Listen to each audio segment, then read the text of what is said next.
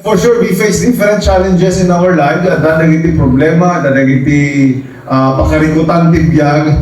But we fight for this vision. As for me and my house, we will serve the Lord together. Uray no maminsan ket kaslar afload iti dalan. Ket nagpartati pa naman, it's the third Sunday of the month of December. Ket 16 days na lang po ay 2025 na. Pakisabi sa katabi, malapit na! Malapit na ang New Year, mga kapatid. Last Sunday, Brother Andrew shared with us this message. Ang sabi ko noon, every family Thanksgiving Day, kung ba't maaari, itong sermon natin para ma-remind. Pero na-sermon na niya last Sunday. Praise God sa buhay ni Brother Andrew. Babalik na siya sa Lasik Taaw. Mamayang gabi. Wednesday ang kanyang flight papuntang Lasik Taaw. God, we thank the Lord for his life. He is very zealous in the work of the Lord. And we are so happy that you are part of this family.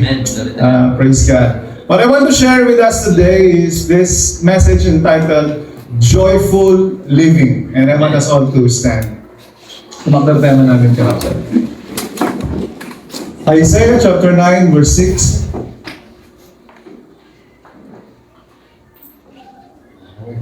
Basahan din namin kung natin. Lord, child will be born for us, son will be given to us, the government will be on his shoulders. He will be named Wonderful Counselor, Mighty God, Eternal Father, Prince of Peace. Heavenly Father, we thank you for this wonderful day. We thank you for the strength. Yaman kami apo ta, nariing kami. Most importantly, we thank you for we are here worshiping you, thanking you, and praising you together with your people. Mabigbig niya ako, Diyos, nga pribilehyo amin na gitoy. Mabigbig niya ako, Diyos, nga bendisyon amin na gitoy. Ore apo, Diyos, ipanaganas mi, ipanagtakder mi, nagdayaw keng ka. Mabigbig niya amin nga nagkapukeng ka na gitoy. As we ponder on your words today, I pray that you open our hearts, open our spiritual understanding, that we may learn from you.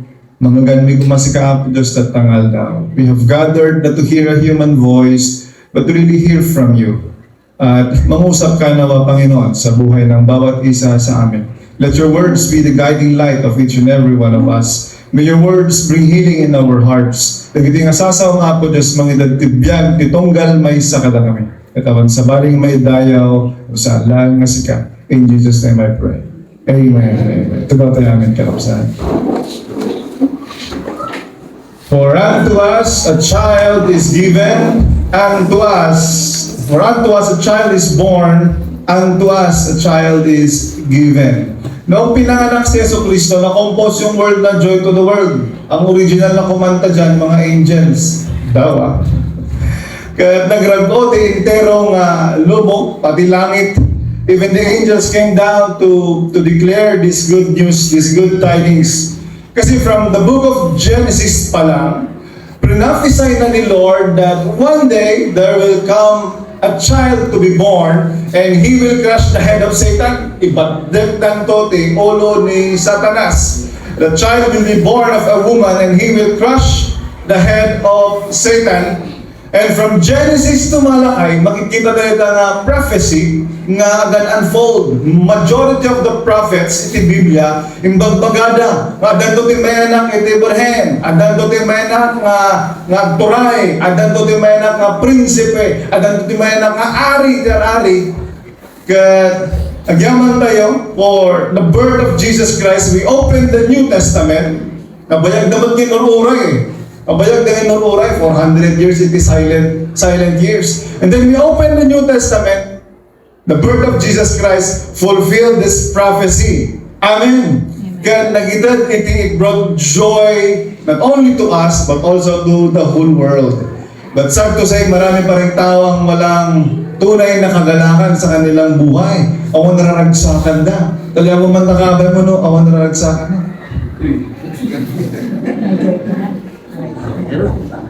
Ano sa tao na awanti naragsakan na? Wala silang kagalakan sa kanilang buhay. You know, simply because they did not receive Jesus Christ. Unto us a child is born, unto us a child is given, that can bring joy in our hearts. Maraming tao walang kagalakan because they did not receive Jesus, the child who was given to us as our Savior. You know, Jesus is the reason for Christmas. Di ka mahilig niya Christmas ita. Walang kinalaman si Rudolph Red-Nosed Reindeer. Walang kinalaman ng mga kung ano-anong dyan. Walang kinalaman yan.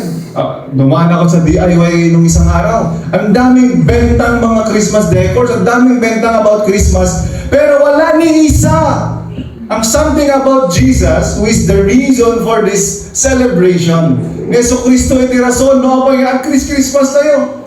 Amen. O pag pag Christmas kayo, dapat ng Christmas kayo, lagi pa niyo nga, Christmas pa rin, mahanda yun. Lagi handa. Una pa yung handa. Nga mapanunod ng Jay, kung nagyaman tayo, that a child was given. A child was born to us. That is why we can celebrate. That's why we have Thanksgiving Day. Amen.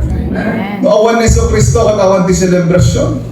Kaya natitalo mabanag nga kahit kung i-share ng tangal daw so that we can have a joyful living. Hala na kata, ulit na yun, joyful living. Bagaman takaban mo, joyful living. Naragsak, narag-o nga panagbiyak. Ulit na da problema, ano tirikot. O muna kahit gift. Bagaman takaban mo, ada regalo. Adan ba? Meron na ba kayong mga regalo? Malapit na ang exchange gift. Inauray, kahit hindi gift ang love language mo, pag may bibigay sa'yo ng gift, di ba? Masaya sa mo? Feel mo, excited ka mag-open. Kita nyo ata niyo, pag nag-exchange gift mo na kita nyo tayo, ibatog yun mo, di balor na. Pagkahaga maragsakan sa mga awan, baka ipalapal na na. Bayles nga. Sa nagabsuod nga Bayles. Takal, ano? Pag nagre-regalo naman, tatakad, tarami na. Good luck sa mga 4 ang anak, 5 ang anak. I-budget ang amin na, aming contribution. Kaya, unto us a child is given, unto us a child is born. May binigay si Lord sa atin, may regalo si Lord sa atin. Yun lang kung tinanggap mo ba o hindi. And I'm very sure na kung tatanggapin natin si Yesu Cristo sa ating puso with sincerity of hearts, our life will be filled with joy. The Bible tells us that God so loved the world, He gave His Son to die on the cross for us that we might have eternal life. Amen. Amen. Amen. Timuna niya po Diyos nga ng TED, hangas ka timuna. May katitira ba iti dagangan lamo-lamo. God gave you life, God gave you air, God gave you water, God gave almost everything to you. Ka-inted na pa iti anak na nabugbog tong oray biyag nga danayon kadagiti mamatiking kuana. Romans chapter 6 verse 23 ko na nalita, ang regalo niya Apo Diyos, ulit-ulit yung ating regalo. For the wages of sin is death, but the gift of God is... What is the gift of God? What is the gift of God? Eternal life. May nakatanggap na ba? May nagbigay na ba sa'yo ng eternal life na classmate mo? Ang gift ko sa'yo ngayon, eternal life. Grabe, no? Parang, niya po Diyos lang, di ba kayo nagdagdag ang regalo? Only Jesus can give us this eternal life. Saan nga cellphone din na niya po Diyos? Sino po tatanggap ng cellphone ngayon? Meron po ba? Dati basag niya yung screen niya. Hindi papalitan niyo yung screen. Hindi yung buong cellphone. Tatanggap ng relo, tatanggap ng mga damit, tatanggap ng kotse, bahay, lupa. Oh, grabe. Lollipop lang basta, okay na. Hindi mga material na bagay ang binigay ng Diyos sa atin. The gift of God to us is more than earthly things. Sabi nga nila, the best gift is not found under the Christmas tree. The best gift was nailed on the tree. Amen. Walang iba kung hindi si Yesu Cristo.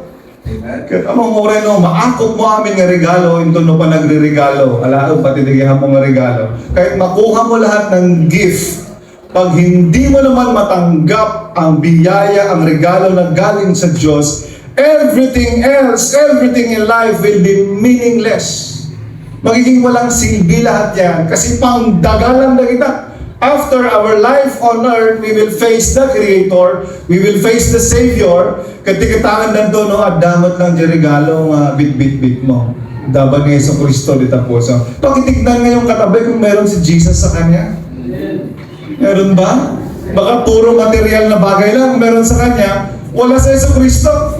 What shall it profit a man if he gains the whole world but loses his own soul? Tignan natin ang pagmamahal ni Lord. Grabe ang love ni Lord. Romans chapter 8 verse 32 ko na hana nga inispaltian natin na he did not spare His Son, but He gave His Son to die for us. Tapos tigas na mapakawan tayo. Basahan sa amin kakabsahan ko na He did not even spare His own Son, but offered Him up for us all.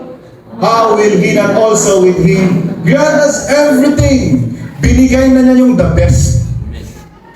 He gave the best that He has, si Jesus Christ ang kanyang bugtong na anak.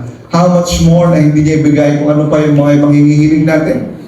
Romans chapter 5 verse 8, pinakita ng Diyos ang lubos na pagmamahal niya sa atin. Pakiremind niyo rin yung katabi mo, love na love ka ni Lord. Yan ang kinapudno itibyan, mahal na mahal tayo ni Lord. Even though we have our own lapses in lives, we have our own histories in life, may mga nagawa tayong alam natin na kabalbalan at kabulastugan sa buhay. Pero the truth of the matter, when we come to Christ, the love of Christ will overflow in us. Kasi ayatan na tayo launay ni Apo Diyos. Madi na kaya't nga mayo awan tayo. Madi na kaya't nga matay tayo. Madi na kaya't nga mapalagad sa impyerno. That is why He gave His Son, His gift God proved His own love for us, that while we were still sinners, Christ died for us. Okay, sabi nga sa katabi mo, Christ died for you. Mamatay ang launay nga, may isang tao na impulswan, heartfelt yung pag-receive niya kay Jesus Christ, eternal life. Kasi pagbagat yung Biblia, paulit-ulit dito, there's eternal life when a person receives Christ wholeheartedly, sincerely. Yung totoong pagtanggap kay Kristo, buhay na walang hanggan. You know, real joy starts when we receive the gift of God. Amen. Amen. God gave us His gift, walang iba kundi sa Kristo. But the choice is yours. Will you accept Him or will you reject Him? Lahat nga po ng mag-accept kay Kristo, magsabing, Amen. Amen. Kasi pwede mo namang i-reject. He came to His own, but His own received Him not. Yung kulat ng Biblia. The light came to men, but men chose darkness. At ang klase nga pa nagpilpili din niya. God showed them the right way, but they chose to do, nagnakitikilo-kilo madalang. Kaya ayaw kararaton na dito HCIM, we will make the right choice to receive Jesus Christ. Joyful living, pangadwa, joyful sikreto, the joyful living, number 2, letter G mo lang. Gratitude, tatlong G ito, oh my G.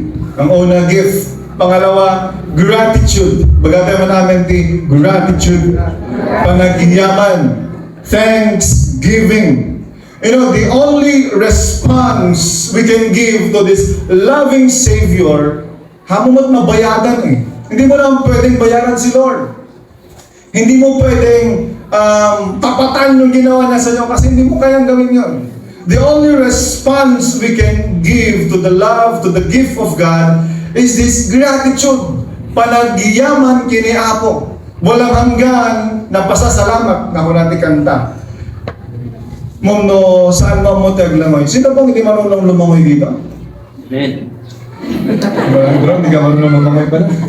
Ganyan ko lang. Mag-swimming tayo sa kung hindi ka marunong lumangoy, tapos nahulog ka sa river or sa pool, tapos walang talagang madlaw mo nga matay ka, na talagang lalmas ka, tapos biglang merong nag-dive, katalmas ba lang? Merong nag-dive at sinave ka, it would be improper for you not to thank Him. Nagmatiya kita niyang kagyaman, kingkwan, at insalakan na ka eh. Same is true with the Lord who saved us. Kaya nga hinanap ni Lord yung 9. Merong 10 lepers na ginamot ni Jesucristo. Nagamot yung 10. Pero yung isa lang ang naging thankful. Hinanap ni Lord yung 9. Huwag mong hayaan na hanapin ka ni Lord. Hindi nagpapasalamat sa akin ito. Sabi ni Lord, di ba 10 kayo? Where are the 9? Bakit isa lang bumalik at nagpasalamat kay Lord?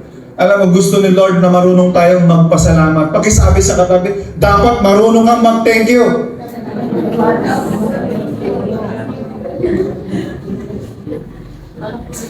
Balasan ng nadinig kang regalo ko, ang thank you na ito. Malik sige kay kanumin sa... wala mo thank you na, oreno... thank you. Wala talaga, oreno nakapsit ko mga thank you. You know, God wants us to be grateful. Kaya, napakaganda tong Thanksgiving Day. Thanksgiving Day, we come and we recognize the goodness of God and simply thank Him. Simply thank the Lord. Bagat naman namin din, thank you, Lord. Thank you, Lord. Simply thank Him for His goodness, for His greatness, for His faithfulness. Yung pagbangon mo lang kanina, every gising is a blessing. Pagbangon mo lang kanina, pumunta ka sa banyo, naligo ka, lamang ka na. Ang daming tao, naka-wheelchair sila, di nila alam kung kaya nilang bumangon. Yung mga iba talagang bedridden na. Some of our friends, alam natin, nasa hospital, they want to come today, but they cannot do it. They're in the hospital. So mapakisabi nga sa tabi, blessed ka pala. So, isang sikreto ng joy sa buhay ay ang pagkakaroon ng attitude of gratitude. Ito'y biyag nga managyaman. Being grateful in what you have. Later, being grateful in what you have and not being sorrowful in the things that you do not have. Kung minsan hindi mo na-enjoy yung buhay, yung anong meron ka, kasi ang tinitignan mo, ang kinaiinggitan mo, yung mga bagay-bagay na wala ka. Pero kung matutunan lang sana natin magpasalamat sa mga bagay-bagay na meron tayo, we spare our lives from unnecessary worries, unnecessary stress, unnecessary fears. Sabi ng kanta, count your blessings, name them one by one. Tamarami laman. Amen. Kahit mag-umpisa ka pa lang sa 5 senses mo. Thank you, Lord, I have good eyesight. Thank you, Lord, I have good appetite. Mga bisiklet sa akin. Daming pagkain. Sino po ang magandang appetite dito? Talagang may panpanangan mo. Oh, bendition na ito. Ang daming tao. Kasi hindi nila malasaan yung pagkain. Wala silang appetite. Napigis na panagdingin mo. O religiousness nga, dayo ka, mamangay mo. Nabigsa iti metric na. Maraming pwedeng ipagpasalamat kay Lord. Amen. Amen. Gusto mo magkaroon ng joyful living, learn to be grateful. Yan ang sikreto ng buhay na masayahin. Amen. Amen. Kaya tanyaman nga sitwasyon, tibiyag tayo, kaya mong sumaya. Sa totoo lang, kaya mong sumaya. Ano mang sitwasyon, kaya mong sumaya. Because happiness is actually a choice. Pakisabi sa katabi, it's a choice. Happiness is a choice. Magiging masaya ka kung pipiliin mong maging masaya. Philippians chapter 4 verse 4, rejoice in the Lord always. Again, I say it again, rejoice. Isang kanta yan. Thessalonians chapter 5, sabi dyan, in everything, give thanks, for this is the will of God in Christ Jesus concerning you. Katinsurat ni Apostle Paul yan, nung nasa bilangguan siya. Very amazing. Sinulat niya yan after they beaten them, after they put them in the inner prison, kaunggan nga, Bartolina, kaya pinili na nga nagdagdayaw, nagyaman, pinili na nga nagragsak kina Apo Diyos, nagkangkanta na pa iti himno, Baka di kinaganta na kat balegi, when balegi. Nakakawar na ganyan, ah. And the prisoners were listening to them, nakakawar na kat agragragsak na ganyan, Apo Diyos. You know, pwede naman sana sila, nung inaaral ko yun, pwede naman sana silang ma-depress. Pwede naman sana silang malungkot. Pwede naman sana silang i-question si Lord, ginagawa namin yung will mo. Bakit kami nandito sa bilangguan? A lot of times, maraming ganyan sa buhay natin. May dilubyong nangyari, imbis na we choose to be grateful and trust the Lord's process. Minsan ka tayo, why me Lord? Meron yung question na, why me Lord? Why me? Like, pakisabi sa katabi, it's your choice. It's your choice. Ado, di mabalin din ang pagyamanan kinihapon Diyos. Even actually the setbacks in life, even the failures and testings, mabalin tayong pagyamanan kinihapon Diyos. Ito yung mga bagay that can make us stronger, better, and wiser. Kung lalaka aming tibiyag, nakapsut ka, agkakapsut ka. Mapapainan ka labasi ka, magkalamon, tanggad mo. Di ba? Ganon minsan kung hindi strong yung attitude of gratitude in life, wala kang sense of being thankful to the Lord, walang joy.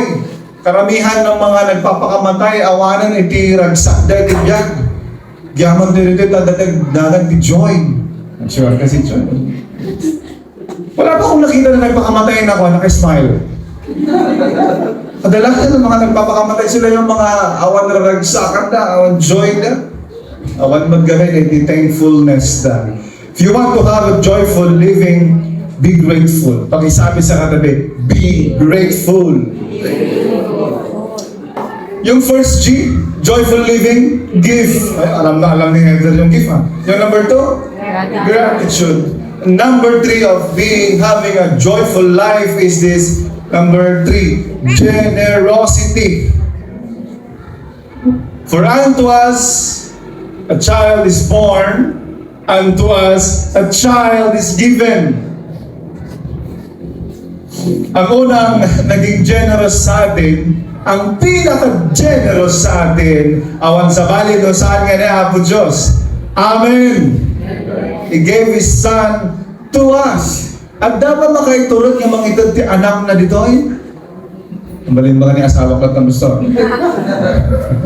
Bakit kalatan nila kayo gusto dala niya? Sa tamang pag-iisip, awan iti naganda nga kaya na nga itong anak na, especially to be tormented for the people that are unrighteous. Sabi sa Romans, mabalin siguro nga na makaiturod para itinasimpot na yung bagna tao. Ang kulang ni Biblia, God demonstrated His love. While we were still sinners, He gave His Son. Nagdakdakas tayo pala na rin, tagdante anak na. Grabe, di pagka-generous ni Apo Diyos. This is our basis na tayo man din, tayong mga tao, dapat generous din tayo. Amen. Because we are serving a very generous God. Amen. He gave the sun and the rain both to the righteous and to the wicked. He gave them oxygen both to the righteous and to the wicked. He blesses them both the righteous. Ura na hindi managdakta, bindisyonan na lagta. Kaya, hindi born kasi itong pagiging generous. Hindi to pagkapanganak mo, generous ka na. Isa itong attitude na kailangang i-develop natin. And generosity is not only limited to money. Generosity could be your time, your talents, your effort, your encouragement, your prayers, your skills, your maraming paraan para maging generous ka. Makaitad ka, halang na puro kwarta. Nung damang itad di kwarta, praise the Lord, hindi inaanak ko tada ba? And it is not only limited, nga Christmas.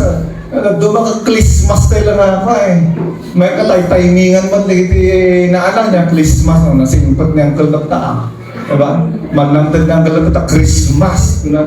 Hindi lang siya one time, but generosity actually is a matter of the heart. It's a matter of the mind, a lifestyle of being generous.